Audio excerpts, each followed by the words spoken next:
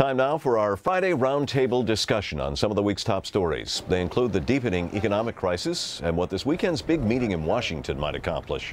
For all the talk about direct talks with Iran, is it something the Iranians really want with the United States? And then from Iraq, a new threat against the United States from a top Shiite leader as the violence there takes a turn for the worse. We are joined by Carla Robbins, deputy editorial page editor of The New York Times, and Gideon Rose, managing editor of Foreign Affairs magazine. Good to see you both. Good to see you. So, Carla, we'll start with you. Big meeting this weekend, talk about the world financial crisis. How important? How significant? Well, I think it's important symbolically because we need to send a message. The world needs to understand that the big countries and the not so big countries can get together and try to come out with some sort of coordinated response to this, because it's a big problem, and it's across all the borders. On the other hand, the notion that you're going to come up with some new regulatory framework, far too soon to do that. Highly unlikely. President Bush doesn't want to do it, and that's the sort of thing you want to leave to the next administration anyway. So don't set the bar too high. Yes, but the very fact the meeting is taking place is a good sign. I mean, one of the things that made the Great Depression so long-lasting and deep was the lack of coordination, the beggar-thy-neighbor policies followed by major powers, and the fact that the major players in the world today, from both the developing world and the developed world, across various political divides, are all coming together to try to coordinate their policies and agree on new regulations. That's a really good sign, and it leads one to hope that down the road things will actually get better rather than worse. Who are the new players here coming?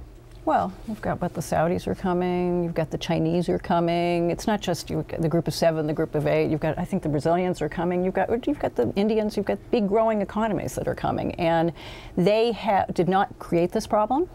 They are suffering considerably with this problem itself, and it is time to change the institutions to give these countries a voice.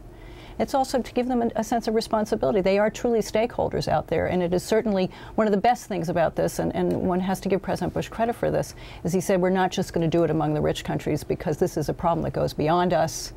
Of course, a problem we helped create to a great extent, and it is time really to give these other countries a voice. And who represents the new administration? Who represents, Barack Obama, President-elect? Secretary Albright, former Secretary of State Madeleine Albright is going to be there, and some other people. But the Obama team is really watching rather than playing at this game.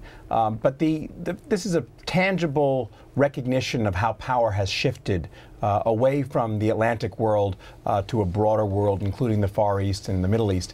And the United States is still the first among equals. That's why it's being held here and why we're the key player. But the fact that others have a voice is also very important, and this is a recognition of this. The G20, the group of 20 countries rather than the G8 or 7, the group of 7 or 8 top ones, is the auspices under which this is being held, and that's a major new role for a group that previously no one ever thought much of. Let me shift gears now to Iran. Some interesting developments there this week. The United States, or President-elect Barack Obama, has talked about talking to Iran when trying to get rid of their nuclear program, which is what most people would like to see happen. Now it appears, when given this invitation, Iran is balking at the idea. What's going on, Carla? Well, it's very convenient having a permanent enemy, and the Iranians are so used to, for such a long period of time, to blame the United States for all of their problems, that suddenly, when confronted with the possibility that somebody really wants to talk to them, their own internal politics are coming into this, their own uncertainty about it, and they're in deep economic trouble. We've talked about this before. They have rising inflation. The drop of the price of oil is pinching them. So it's much easier to say we're not going to talk because they're the cause of our problems than it is to say to talk. They're also going into a presidential election period, and the sorting out their own internal politics here, and whether or not you get more advantage for being anti-U.S. or pro-U.S., all this has to do with this, and it's really too soon to say whether or not would President Obama, if he does come calling and offering serious negotiations, whether they'll follow through. Well, what's the upside for the United States, Gideon? I think this is great because it makes Iran basically put up or shut up. If they do agree to talk, then we can make some kind of progress on the issues outstanding, and if they don't, it allows the United States to essentially help build support for a new containment with Europe, with Russia, and elsewhere of Iran. So basically, the ball is now in the Iranians' court rather than the U.S. court, and they're the ones who will get blamed if the Obama administration does indeed seem to be more forthcoming, and the Iranians are the ones who seem to stall things. Is there a way to threaten them, or do we try to cajole them to the negotiating table? Well, you want to have both sticks and carrots always, as the cliche goes.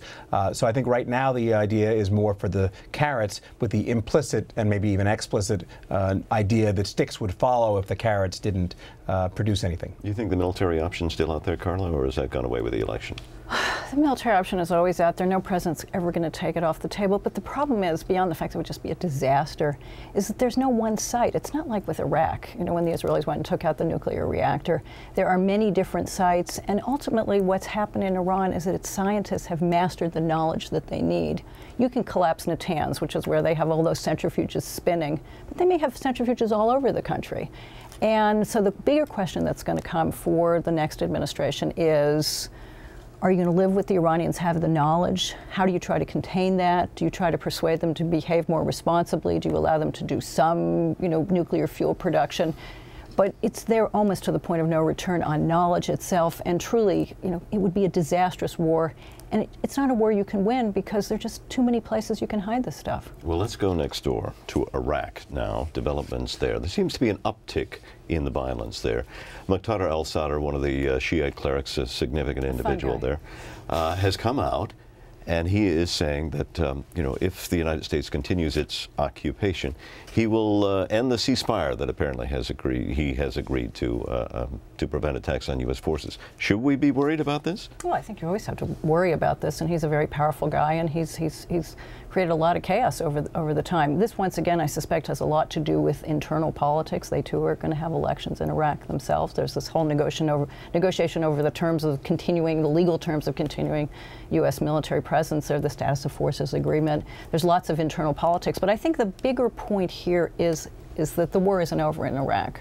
And the challenge for the next administration is going to be to get the Iraqis to get more of a political reconciliation so that we can begin to withdraw without leaving chaos behind. And this is one more reminder, as is the increasing violence over the last few days. You get the last word. Yeah, I think the talks over the status of forces agreement are a little bit like budget talks before a budget. And if they can't manage to pass it, then you'll get a continuing resolution or the functional equivalent, and things will go on. But as Carla said, the real issue is not the agreement or the drop-dead date for the withdrawal, but whether the local parties can actually come to terms that everybody can live with.